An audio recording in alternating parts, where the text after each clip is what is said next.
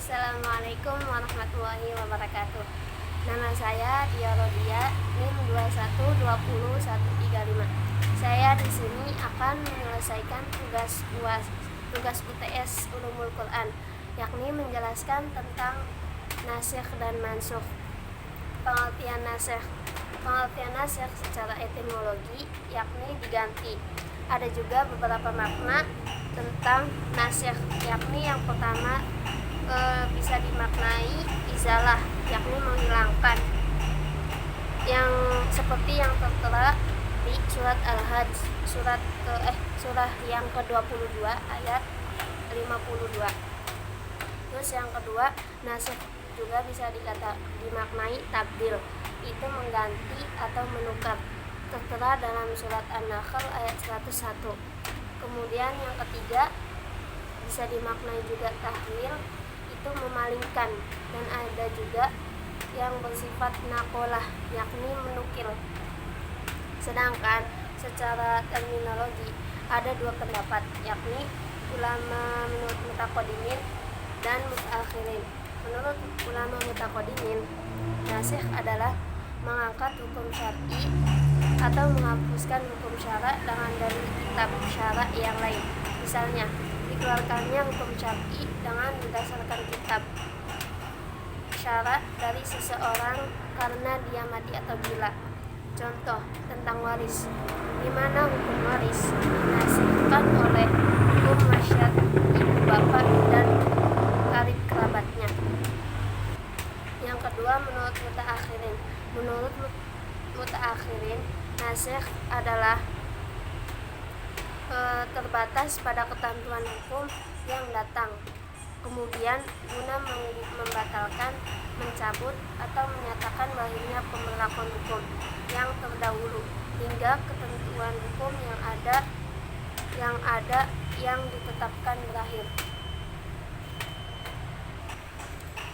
Contoh nasikh mansukh, misalnya ada ayat yang mengharamkan sesuatu, lalu datang ayat lain untuk menghalalkan sesuatu, maka ayat yang pertama itu dimansukh. Terus juga ruang lingkup nasikh terjadi pada perintah dan larangan, baik yang diungkapkan dengan tegas dan jelas maupun yang diungkapkan dengan kalimat berita atau khabar yang bermakna perintah atau larangan. Jika hal tersebut tidak berhubungan dengan persoalan akidah yang berfokus pada zatnya, sifat-sifatnya, kitab-kitabnya, para rasulnya, dan hari kiamat, serta tidak berkaitan pula dengan etika dan akhlak atau dengan pokok-pokok ibadah dan muamalah. Pendapat ulama tentang nasikh. Abu Muslim Al-Asfihani mengatakan bahwa nasikh mansukh itu adalah taksis. Kalau ada ayat yang bersifat am, lalu datang ayat yang khusus, maka yang dia katakan adalah taksis. Yang keempat, syarat nasikh. 1. Hukum yang dinasikh atau dimansukh berupa hukum syar'i, baik yang terbentuk perintah ataupun larangan. Jadi hukum yang dinasikh itu berupa hukum syar'i dan terbentuk perintah atau larangan. Yang kedua, hukum dalil yang berfungsi sebagai nasikh harus berasal dari nas syar'i sebagaimana hukum pada dalil mansukh. Yang ketiga, terdapat dua ayat hukum yang saling bertolak belakang dan tidak dapat dikompromi. Jadi ada dua ayat yang bertolak belakang atau tidak bisa dikompromi. Terus yang keempat, harus diketahui secara meyakinkan perurutan turunnya ayat-ayat tersebut, sehingga yang lebih dahulu ditetapkan sebagai mansukh dan yang kemudian sebagai nasikh. Terus juga ada pembagian nasikh. Yang pertama, menasikhkan Al-Quran dengan Al-Quran. Yang kedua, menasikhkan Quran di sunnah. Yang ketiga, sunnah dihapus dengan Al-Quran. Yang keempat, sunnah di sunnah, yakni sunnah dengan sunnah. Yang pertama, menasikh Al-Quran dengan Al-Quran itu sepakat terjadi dan boleh bagi mereka yang meyakini nasikh itu ada. Contohnya, ayat iddah atau masa tunggu. Ayat iddah 1 tahun dinasikhkan dengan ayat tentang iddah bahwa iddah wanita itu 40 bulan 10 hari. Yang kedua, nasikh Al-Quran dengan Sunnah. Nasikh ini ada 2 macam, yakni nasikh Al-Quran dengan hadis yang ahad. Jumhur ulama berpendapat bahwa nasikh Quran tidak boleh dinasikhkan oleh hadis ahad, sebab Al-Quran adalah mutawatir dan menunjukkan yakin, sedang hadis ahad itu bersifat dugaan. Yang kedua, nasikh Al-Quran dengan hadis mutawatir. Nasikh ini diperbolehkan oleh Malik, Abu Hanifah, dan Ahmad dalam satu riwayat, sebab masing-masing keduanya adalah wahyu. Yang ketiga, nasikh sunnah dengan Al-Quran. Ini juga diperbolehkan oleh jumhur ulama. Sebagai contoh ialah masalah menghadap ke Baitul Maqdis yang ditetapkan dengan sunnah dan di dalam Al-Quran tidak terdapat dalil yang menunjukkannya. Ketetapan itu dinasihkan oleh Al-Quran dengan firman-Nya sebagai berikut: Fawalli wajhaka syatrul masjidil haram, palingkanlah mukamu ke arah Masjidil Haram. Dan ada juga contohnya, yakni puasa Asyura ditetapkan dengan sunnah, terus dinasihkan dengan puasa Ramadan. Yang keempat, nasikh as-sunnah dengan as-sunnah. Dalam kategori ini terdapat 4 bentuk. Yang pertama, nasikh mutawatir dengan mutawatir. Yang kedua, nasikh ahad dengan ahad. Yang ketiga, nasikh ahad dengan mutawatir. Yang keempat, nasikh mutawatir dengan ahad. 3 bentuk pertama diperbolehkan, sedang pada bentuk keempat terjadi silang pendapat, seperti halnya perbedaan yang terjadi mengenai nasikh Al-Quran dengan hadis yang ahad. Pedoman mengetahui nasikh. Pengetahuan tentang nasikh dan mansukh mempunyai fungsi dan manfaat besar bagi para ahli ilmu, terutama fuqaha, mufasir, dan ahli usul, agar pengetahuan tentang hukum tidak terjadi kekacauan. Untuk mengetahui nasikh dan mansukh terdapat beberapa cara.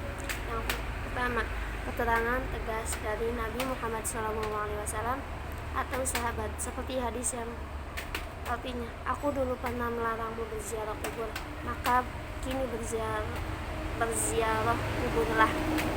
Yang kedua, kesepakatan umat bahwa ayat ini nasikh dan yang itu mansukh.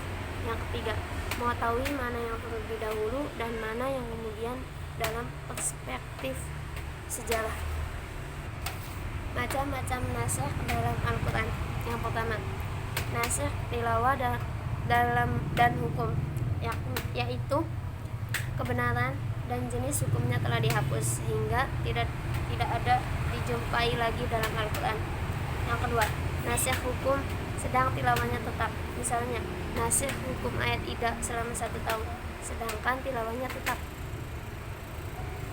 Yang ketiga, nasikh tilawah sedang hukumnya tetap. Maksudnya, ayat nasikh hukumnya masih ada, misalnya ayat rajam. Ayat-ayat nasikh dan mansukh. As-Suyuti menyebutkan dalam kitabnya Al-Ibn sebanyak 21 ayat yang dipandangnya sebagai ayat-ayat mansukh, antara lain mansukh Al-Baqarah ayat 115, nasikh Al-Baqarah 104, masalah tentang kitab kiblat salat. Yang kedua, mansukh Al-Baqarah 178, nasikhnya Al-Maidah dan Al-Maidah ayat 45 dan Al-Isra ayat 33. Masalahnya tentang kisos dan hukum pembebasan. Yang ketiga, Al-Baqarah ayat 183 dan dinasikh Al-Baqarah ayat 187 tentang puasa Ramadan. Yang keempat, Al-Baqarah ayat 184 dengan Al-Baqarah ayat 185 285 tentang fidyah atau menebus puasa. Yang kelima, Al-Baqarah ayat 91 dengan Al-Baqarah ayat 91. Masalahnya membunuh musuh di Masjidil Haram. Yang keenam, Al-Baqarah ayat 217 dengan At-Taubah ayat 5 dan 36 tentang berperang di jalan Allah Subhanahu wa taala pada bulan suci. Yang ketujuh, Al-Baqarah ayat 240 dengan Al-Baqarah ayat 234 tentang masa iddah atau janda ditinggal suami mati. Yang ke-8, surat Ali Imran ayat 102 dengan At-Taghabun ayat 16 tentang takwa kepada Allah Subhanahu wa taala. Yang ke-9, surat An-Nisa ayat 8 dengan surat An-Nisa ayat 11 tentang pembagian warisan. Yang ke-10, surat An-Nisa ayat 15 dan 15 sampai 16 dengan surat An-Nur ayat 2 tentang hukum berzina laki-laki atau perempuan. Adapun hikmah-hikmah nasikh dan mansukh. Yang pertama, memelihara kepentingan hamba. Yang kedua, perkembangan tasyri menuju tingkat sempurna sesuai dengan perkembangan dakwah dan perkembangan kondisi umat manusia. Yang ketiga, cobaan dan ujian bagi orang mu'alaf untuk mengikutinya atau tidak. Yang keempat, menghendaki kebaikan dan kemudahan bagi umat. Mungkin cukup sekian dari saya. Apabila ada kata-kata yang salah atau penjelasan yang kurang jelas, mohon dimaafkan. Mungkin cukup sekian dari saya. Wassalamualaikum warahmatullahi wabarakatuh.